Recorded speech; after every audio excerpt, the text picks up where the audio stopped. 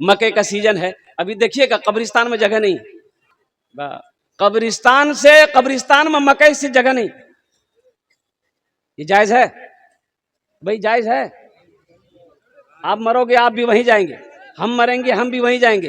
क्या आपके ऊपर में गाड़ी चलाया जाए, आपके ऊपर में ट्रैक्टर चढ़ाया जाए, आपके ऊपर में थ्रेसर चढ़ाया जाए, आपके ऊपर में मकई बोया जाए, अल्लाह अकबर कबीरा, आपकी रूह को कितनी तकलीफ हो? अमल नहीं है, उलमा बयान तो करते हैं, बोली दो ये सब नया नया मूल भी बनी गई। हम आदमी बहुत पहले से कब्रिस्तान हम सब कुछ करते ऐलान से।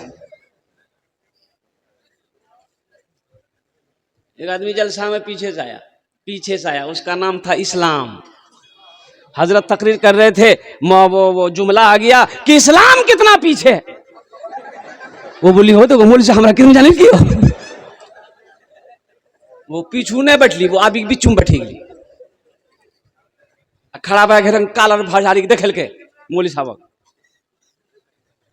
फिर कुछ देर के बाद हजरत बोले कि इस्लाम कितना पीछे है, बीचा उठी का बिका बैठी गई।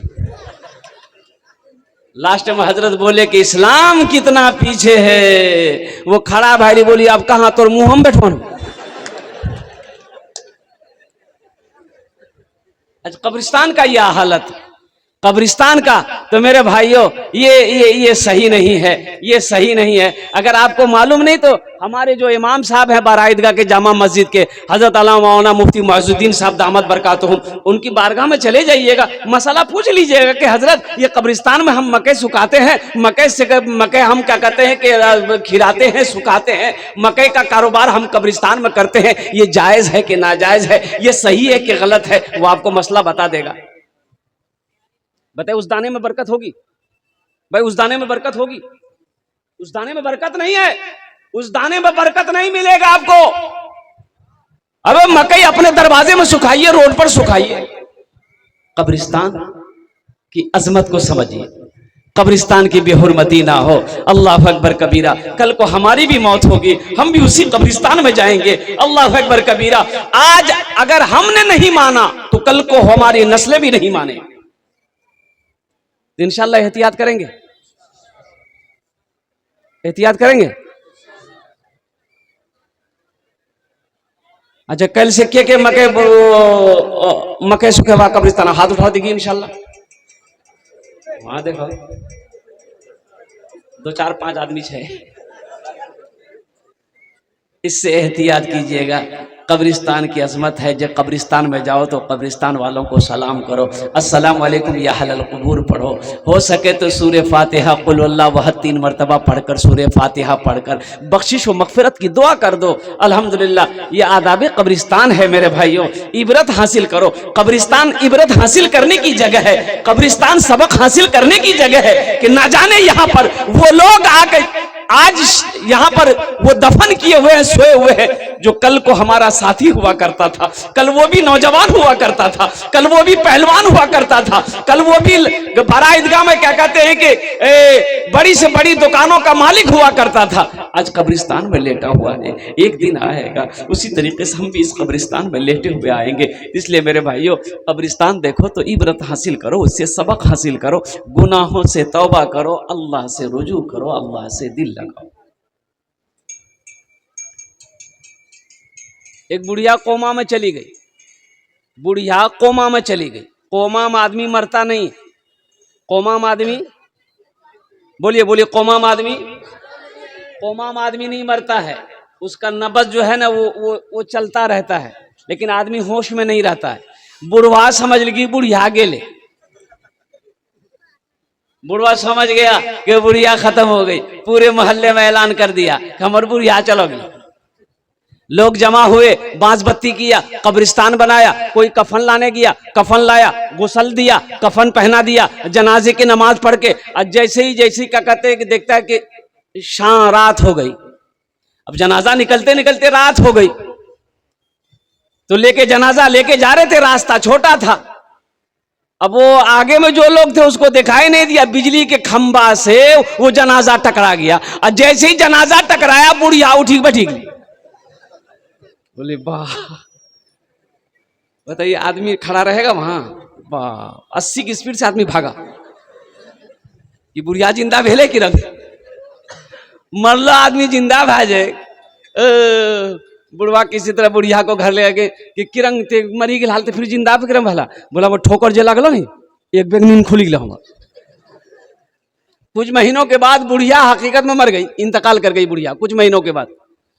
फिर लोग जमा हुए, बाज बस्ती किया, कब्रिस्तान हुआ और जनाजे की नमाज पढ़ा और कब्रिस्तान ले जाने लगे। ओ हो सारे लोग कलमा पढ़ रहे हैं।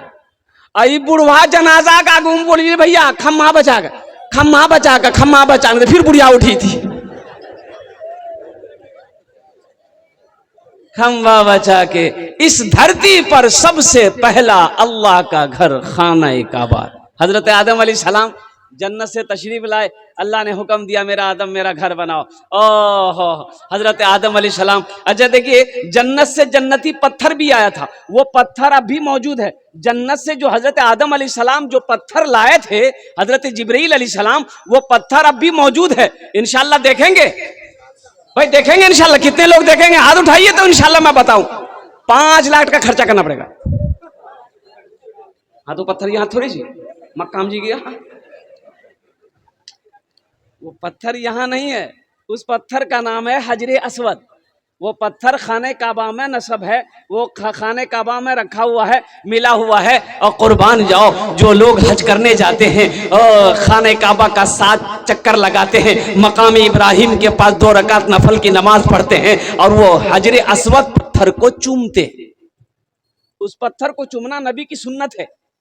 अल्लाह के रसूल सल्लल्लाहु अलैहि वसल्लम ने जब बौसा दिया तो उस पत्थर को चूमा था, तो आपने इरशाद फरमाया था ए पत्थर तुम्हें मैं इसलिए चूम रहा हूं कि तू जन्नत से आया। सुभान अल्लाह बोले तो माशाअल्लाह। और हजरत उमर फारूक रदी अल्लाह ताला अन्हु जब उस पत्थर को चूमने लगे तो आपने फरमाया कि ए पत्थर तू सिर्फ एक पत्थर है, ना नफा पहुंचा सकता है ना नुकसान पहुंचा सकता है। मैं तुम्हें इसलिए चूम रहा हूं कि मेरे नबी ने तुम्हें चूमा है। सुभान अल्लाह बोले तो माशाअल्लाह। मेरे नबी ने तुम्हें चूमा है इसलिए मैं तुम्हें चूम रहा हूं। तो इसलिए मेरे भाइयों मेरे नौजवानों, अल्लाह ने जिसको दौलत दिया है, अल्लाह ने जिसको माल दिया है, अल्लाह ने जिसको साहिब निसाब बनाया है, अगर हज फर्ज है तो पहली फुर्सत में हज कर लो। देखिए हज जो है जिस तरीके से 5 वक्त की नमाज फर्ज है, जिस तरीके से 5 वक्त की नमाज फर्ज है, रमजान का रोजा फर्ज है, उसी तरीके से जिसके ऊपर में अल्लाह ने जिसको दौलत दिया है, अल्लाह ने जिसको माल दिया है, उसके ऊपर में जिंदगी में लाइफ में पूरी जिंदगी में 1 मरतबा खाने काबा का तवाफ करना, रोज़े अनवर की जियारत करना, हज करना फर्ज है। अच्छा मेरे पास दौलत थी, मेरे पास माल था, हम करोड़पति थे, हज नहीं किए। क्यों नहीं किए? सिर्फ इस वजह से हज नहीं किए कि 5 लाख रुपए 4 लाख रुपए खर्च हो जाएगा, हम हज नहीं करेंगे। बखीली की वजह से, कंजूसी की वजह से हम हज नहीं किए और मर गए। तो क्या मुसलमान होकर मरे? भाई मुसलमान होकर मरे? बोलिए बोलिए ना। अल्लाह के रसूल सल्लल्लाहु अलैहि वसल्लम इरशाद फरमाते हैं कि वो मुसलमान की मौत नहीं मरा, वो मुसलमान होकर नहीं मरा, वो या तो नसरानी होकर मरा है या यहूदी होकर मरा है। इसलिए मेरे भाइयों अल्लाह अगर दौलत दिया है, अल्लाह ने अगर माल दिया है, अल्लाह ने अगर पैसा दिया है, तो पहली फुर्सत में इस फर्ज को अदा करना। लेकिन जिसके ऊपर में हज फर्ज नहीं है, इरादा रखो। इरादा करने में क्या है भाई? भाई इरादा तो कर सकते, मान के हम गरीब हैं, इरादा तो कर सकते हैं। इरादा करना मेरा काम है, ले जाना मेरा अल्लाह का काम है। सुभान अल्लाह बोले तो कौन कौन जाएंगे इंशाल्लाह मदीना? जरा हाथ उठाओ इंशाल्लाह। अल्हम्दुलिल्लाह। ऐसी भी गुजर जाए, ऐसी भी गुजर जाए एक रात मदीने में,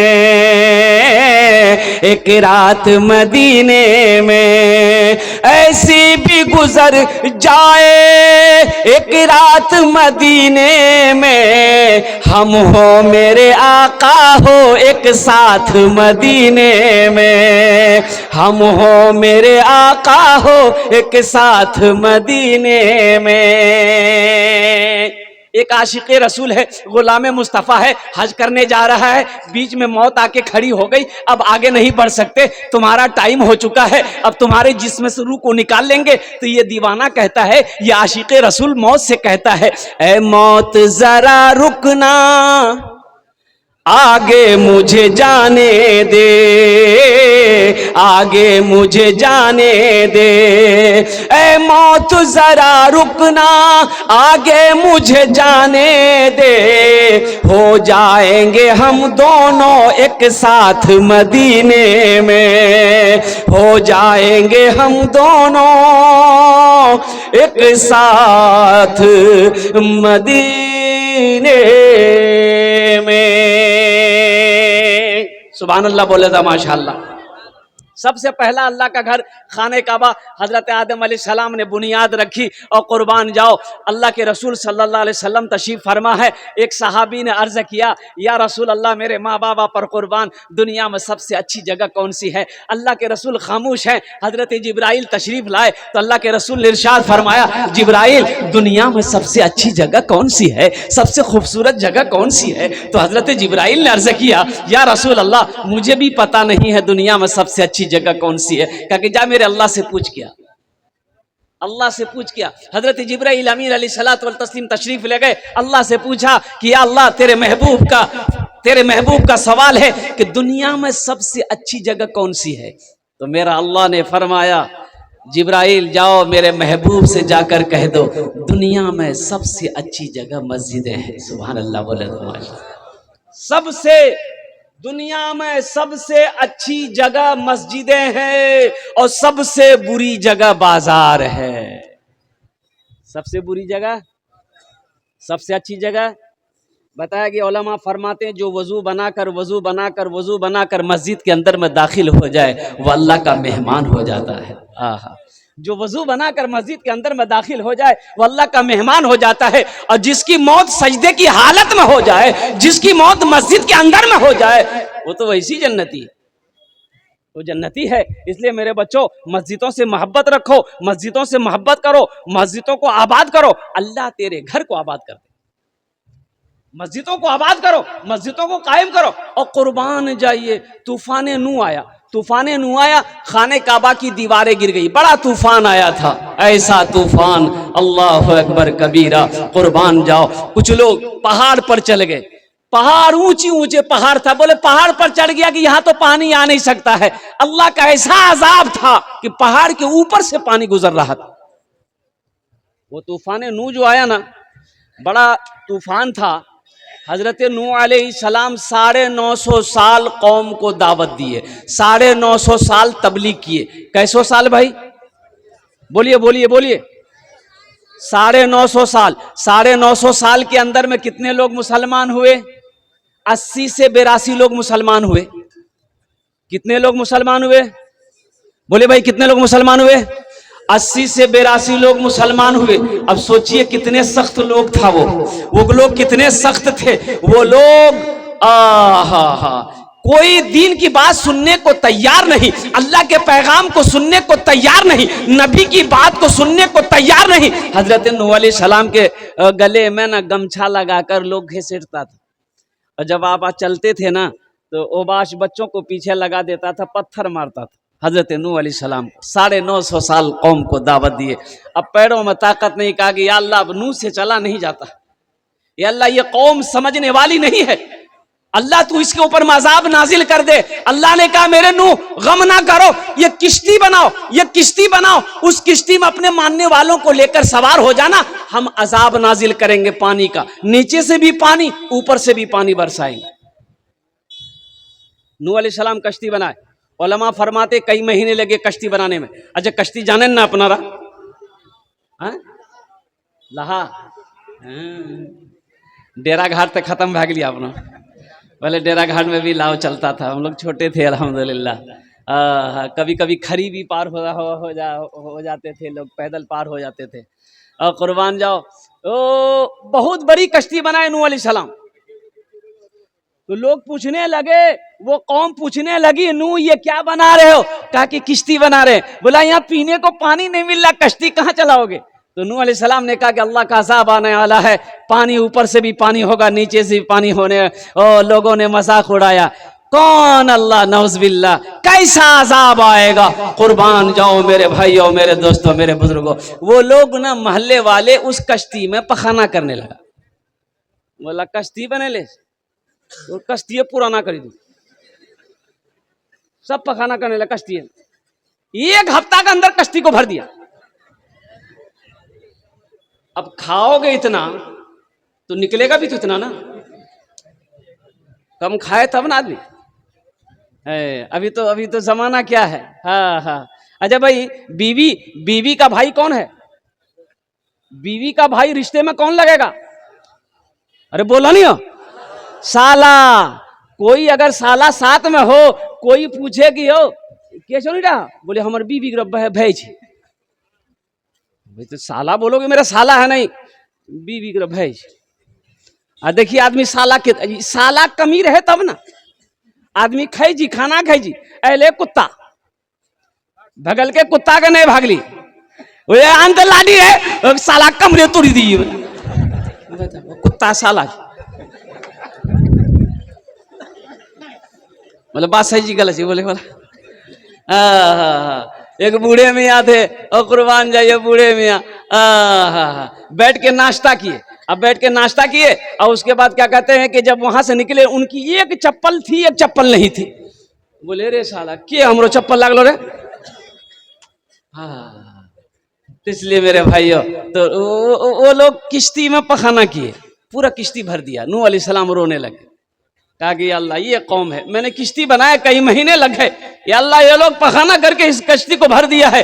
तो अल्लाह ने कहा कि मेरे नूह आंसू को पोंछो, मैं सब देख रहा हूँ, ए नूह गम ना करो, इन लोगों ने कश्ती को पखाना से भरा है, अगर मैं इन्हीं के हाथों इन पखाने को साफ ना करा दूं तो खुदा मेरा नाम नहीं है। सुभान अल्लाह, बोले दमाश। मेरे रब की ताकत देखो, मेरे रब की पावर देखो, मेरे अल्लाह की कुव्वत को देखो। अल्लाह ने उस कौम के अंदर में एक बीमारी पैदा कर दी, जिस बीमारी का नाम था खुजली। कि कौन बीमारी? बीटेक से लगाओ खुजली मिटाओ। अब बहराहट थोड़ी जी खुजली वाला दवा ला चला हलान, उस जमाने में दवाई नहीं थी, खुजली की दवाई थी नहीं, बहुत सारी मर्ज का बीमारी। अब ये अल्लाह की तरफ से ये बीमारी थी। सारे लोग खुजली में मुब्तला है, बड़ा छोटा, बूढ़ा, औरत, मर्द, बच्चा, जिसको देखो खुजला रहा, जिसको देखो खुजला रहा। ना खाने चैन, ना बैठने चैन, ना सोने चैन, ना चलने चैन, ना काम कर पा रहा आदमी, ना सो पा रहा, ना खा पा रहा, जिसको देखो खाली खुजला रहा।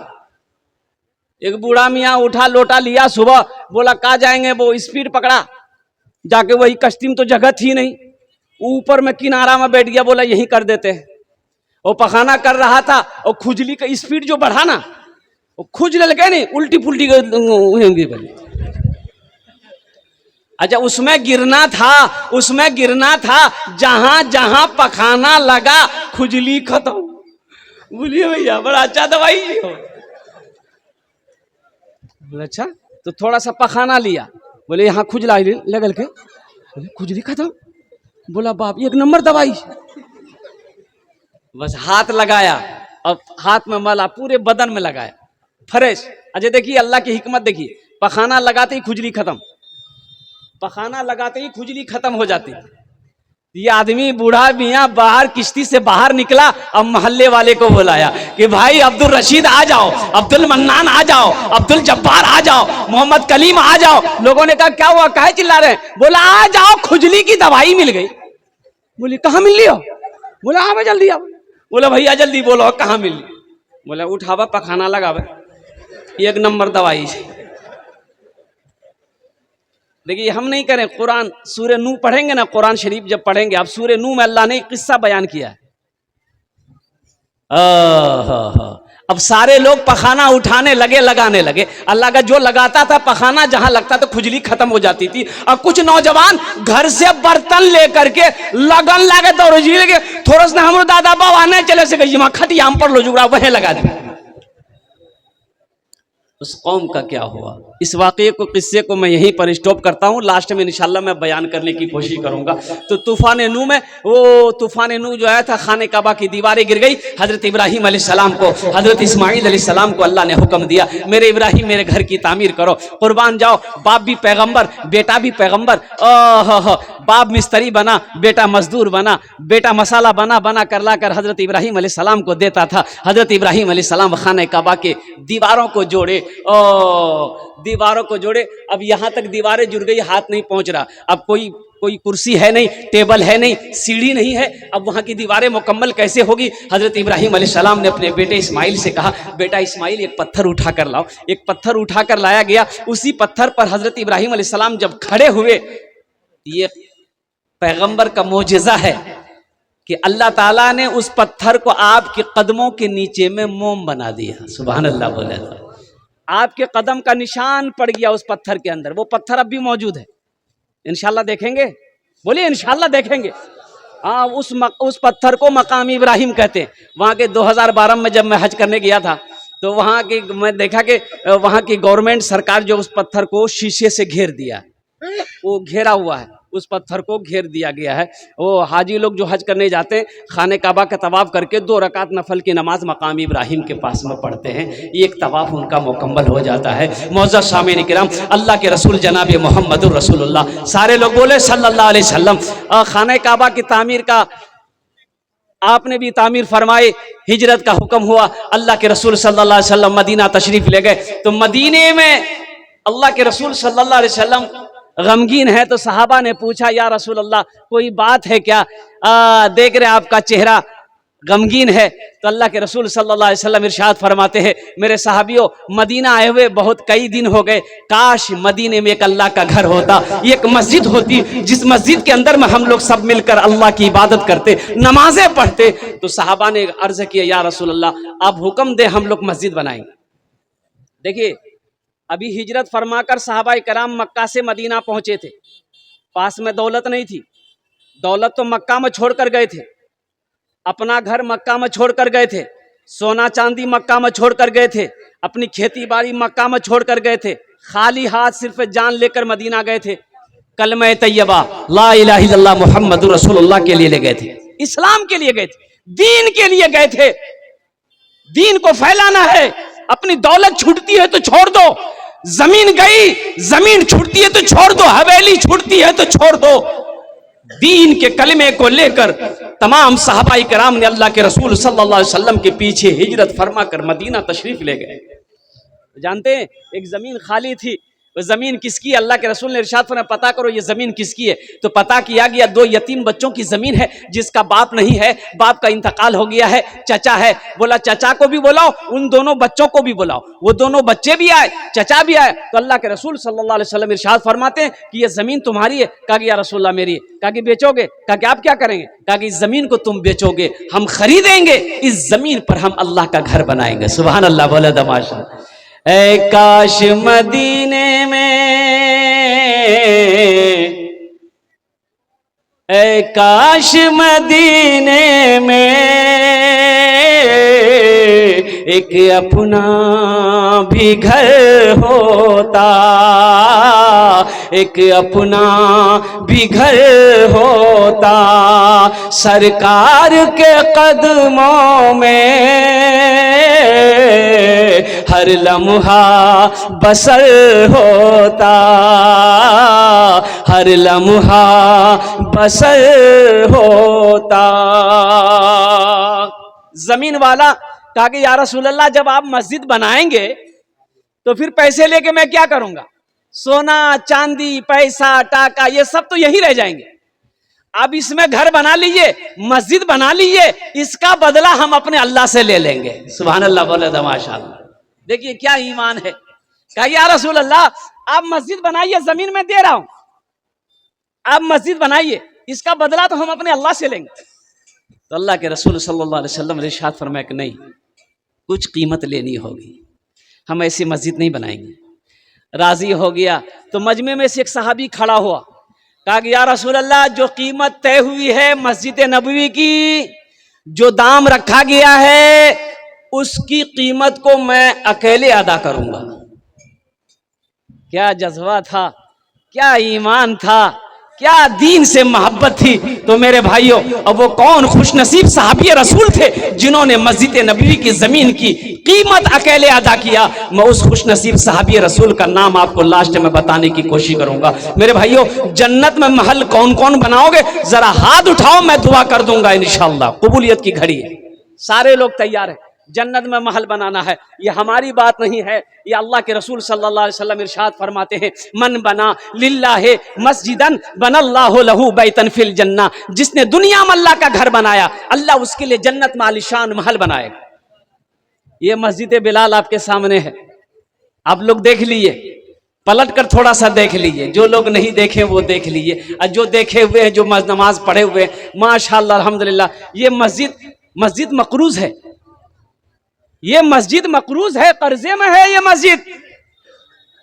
हाँ, अच्छा, खर्च भी काफी किया गया इस मस्जिद के अंदर में। यहां तालाब था, ना जाने लाखों रुपए की मिट्टी भरे गए।